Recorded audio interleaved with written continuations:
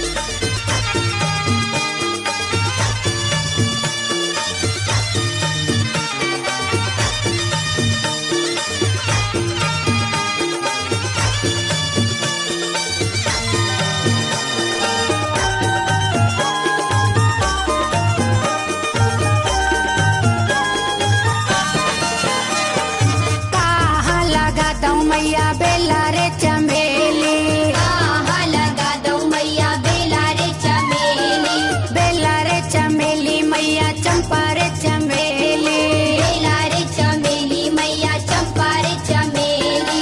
कहाँ लगा दो मेरी माँ पीवन के केवड़े, लट खोल के नाचो मेरी माँ के नैना रतन जड़े, लट खोल के नाचो मेरी माँ के नैना रतन जड़े। अंगना लगा दो मैया बेला रे चमेली, अंगना लगा दो मैया बेला रे चमेली, बेला रे चमेली मैया चंपा रे चमेली, बेला रे चमेली मैया चंपा रे चमेली। धुआं ने लगा दो मेरी माँ पीवन के केवड़े, लट खोल के नाचो मेरी। बलराम धमान। मैं इस वक्त मौजूद हूँ रतलाम जिला मुख्यालय से लगभग 110 किलोमीटर दूर हम पहुंचे हैं बरखेड़ा, जहां एक अद्भुत स्थान है, जहां जोगड़िया माता जी का, जहां यह नवरात्रि में आकर यहां पर विशेष श्रद्धालुओं का तांता लगता है। बहुत दूर दूर से अपने मन में एक छोटी सी मुराद लेके आते हैं और वो यहाँ आके पूरी होती है। उनकी मन्नत पूरी होती है, जो मांगते हैं माता जी से वो उनकी मन्नत पूरी होती है। और मानता उतारने के लिए भी लोग बहुत से आते हैं। ये जो स्थान है कब से है और क्या है यहाँ की खास विशेषता? यहाँ का ये स्थान बहुत पुराना है। भृगु ऋषि ने भगोर में तपस्या की थी। उन्होंने उस यज्ञ को राक्षसों से बचाने के लिए माता जी की स्थापना की थी। जब से स्थान है उसके बाद यहाँ जंगल होने के कारण यहाँ आवागमन बिल्कुल नहीं होता था। धीरे धीरे इसको जंगल ख़त्म होने के बाद में आज माता जी की कृपा से बहुत श्रद्धालु यहाँ से चारों प्रदेश से, मध्य प्रदेश, राजस्थान, उत्तर प्रदेश, गुजरात, महाराष्ट्र से लोग आते हैं। जो लोग आते हैं मन में मुरीदी लेके आते हैं, उनके मन की मुरादें यहाँ पूरी होती है। तो किस किस प्रकार की यहाँ मन्नतें होती है और किस तरीके से यहाँ पूरी की जाती है? अधिकतर यहाँ पर जिसके बच्चे बच्ची नहीं होते हैं, अधिकतर वो महिलाएं आती है और वो 7 यात्री करती है और मन्नत पूरी होने के बाद में मानता उतारती है। और जिसकी शादी नहीं होती है, ब्याह शादी वाले भी अधिकतर लोग यहाँ मन्नत मानते हैं।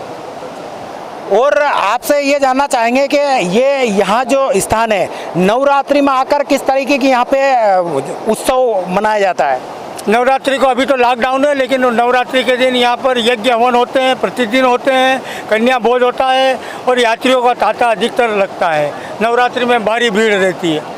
जीवन में पहली बार ऐसा हुआ है जो कोरोना जैसी महामारी आई है और उसने सभी तरह के सभी प्रतिबंध लगा दिया है, तो यहाँ उसका कोई असर देखने को मिल सकता शक्ति होने के बाद में बहुत कमी आ गई। अभी वापस ये 10-15 दिन से चला है ये। नहीं, माता जी का अभी नवरात्रि का पर्व चल रहा है और आज तीसरा दिन है।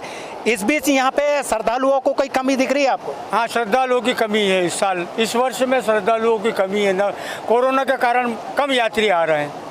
बहुत बहुत धन्यवाद। ये थे शर्मा जी जो यहाँ के ट्रस्ट के सचिव है। यहाँ के कार्यभार पूरा इनके हाथ में है। ये पूरा इन्होंने बताया यहाँ की जो क्या विशेषता है और यहाँ पे किस तरह का उत्सव मनाया जाता है, इन्होंने संपूर्ण रूप से हमें जानकारी दी। यहाँ हमारे साथ एक मौजूद हैं संत जो प्रतिदिन सुबह और शाम दोनों टाइम 5-5 किलो लाल मिर्ची का हवन किया जाता है। क्यों किया जाता है और किस लिए किया जाता है और कब से कर रहे हैं और कब तक किया जाएगा और उसकी क्या विशेषता है, हम उन्हीं से जानना चाहेंगे। गुरुजी, क्या नाम है आपका? महंत राजेश्वर गिरी। अच्छा, आप एक हवन कर रहे हैं और आप जो एक हवन कर रहे हैं वो एक अद्भुत है। आज तक हमने सुना था, देखने को पहली बार मिला है। क्या है इसकी विशेषता? विशेषता कि ये सब आने जाने वाले श्रद्धालुओं की मनोकामना पूर्ण होती है और सुख शांति के लिए जो हम करते हैं मिर्ची का हवन। नहीं, मिर्ची का हवन एक पहला एक मतलब सुनते ही एक हर एक श्रद्धालु के मन में एक अद्भुत विचार आ जाता है और वो देखने के लिए भी काफ़ी दूर से यहाँ पहुँच रहा है। तो उसकी गंभीरता से बताएंगे, इसकी विशेषता क्या है?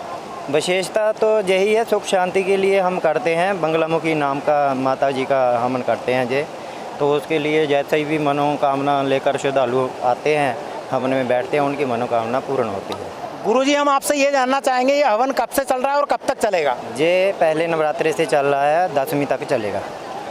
आप कितने समय से आ रहे हैं यहाँ? मैं 15 साल से आ रहा हूँ। यहाँ ऐसा कोई चमत्कार देखने को मिला आपको? मैं आता हूँ, मत्था टेक के चला जाता हूँ। पहली बार नवरात्रों में मैं हवन कर रहा हूँ जहाँ। ये थे गुरुजी जो यहाँ हवन कर रहे हैं प्रतिदिन सुबह और शाम। इन्होंने भी यहाँ की काफ़ी ऐसी महिमा है वो हमें बताया। हमारे साथ यहाँ पे श्रद्धालु भी मौजूद हैं, हम उनसे भी जानना चाहेंगे। कहाँ से आए आप? चित्तौड़गढ़ से आए हैं। कम से कम 10 साल से मैं आ रहा हूँ। कोई हमारे कमी नहीं रही, यहाँ आए हैं, प्राप्ति मिली 100%। आपने जो माता जी को अर्जी लगाया, मतलब यहाँ से आपकी मन की मुरादें पूरी हुई है? 100% 10 साल तक आ रहे हैं, कोई कमी नहीं आई हमारी तरफ।